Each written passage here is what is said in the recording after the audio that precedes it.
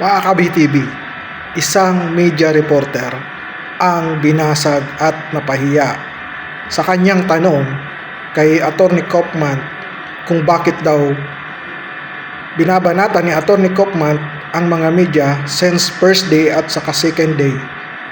At pakinggan nyo mga ka-BTV kung ano ang isasagot sa kanya at basag na basag siya dito sa sagot ni Atty. Kaufman sa kanya. Panoorin nyo tong video na to at kayo na rin ang magbigay ng komento dahil ako dito natawa talaga ako kasi ang lakas pa ng loob na magtanong kay Atty. Kaufman kung bakit niya binabanatan ang mga media sa Pilipinas.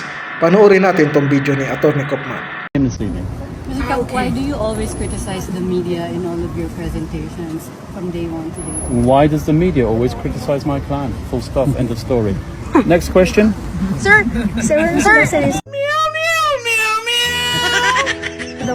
Kaya mga ka-BTV, basag na basag tong si ate sa sagot ni Atty. Kaufman. Di ba? Tama naman.